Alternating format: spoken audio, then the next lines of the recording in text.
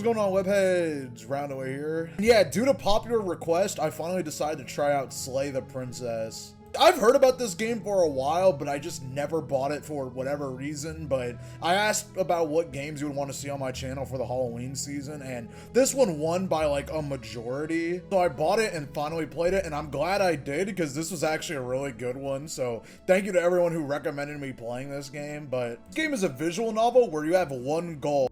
You're here to slay her. If you don't, it will be the end of the world.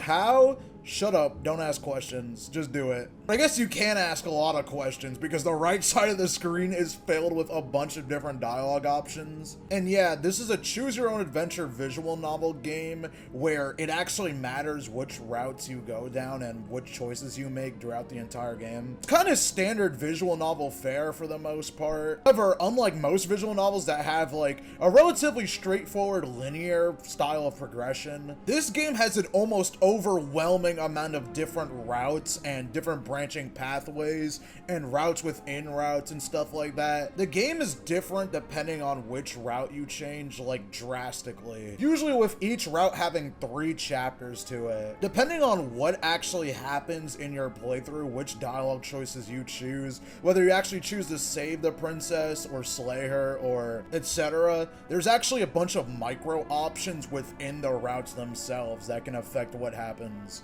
Usually with the pattern being that you die in some way, no matter what you do, and then when you actually die, it starts the new route proper. So basically, every time you die, it starts the actual route. Your choices in the past life basically affect how this route's gonna go, or what route you're about to go down. Which yeah, this game has really heavy themes of like alternate realities and stuff like that, and it's kind of crazy, and I haven't seen that a lot in games. It's explicitly implied and like downright said that this game is taking place in alternate realities. Things that are different in these alternate realities are pretty drastic for the most part, like the princess herself, who changes throughout the different routes. And the game is interesting because it's really meta in a sense where you, the narrator, the main character himself, and the voice of yourself from the past life are all interacting with each other at the same time. And I'm not spoiling too much because I do genuinely think you should try this game out if it sounds interesting. If you're into like multiverses and like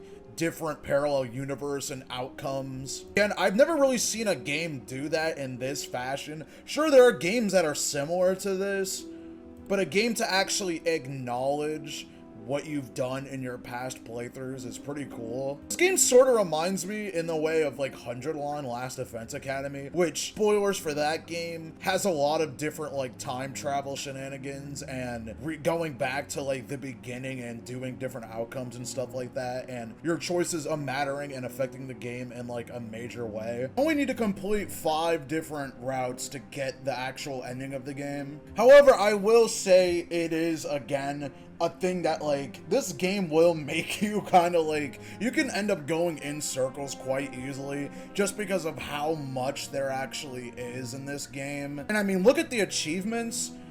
There's so many achievements for this game for just seeing every single dialogue option. This isn't even for every route. I'm pretty sure like this is just for like different dialogue options or different little sub routes in this game. This game had a lot of effort put into it, but I do recommend after your first couple times, if you get stuck, just use a guide, which I mean, to be fair, a lot of these games, if you're just trying to see everything in the visual novels, you would probably be using a guide anyway at some point. I do recommend playing this game completely blind at first and saving the guide for later. The last thing I want to mention about this game is that one thing that's really nice about it is that this game is fully, completely voice acted, which is really good. Especially because you don't see that a lot for these types of games. Usually visual novels don't have much voice acting in it, or only certain scenes are voice acted. And yeah, I guess the game needs to be fully voice acted, to be fair, because it would be really weird having like multiple characters talking to you, the player, directly without hearing a voice. I feel like reading that would just be like really confusing. And yeah, that's basically gonna be it for this video. And sorry I didn't go into too much detail on this game. I just think that this game is really worth playing and not,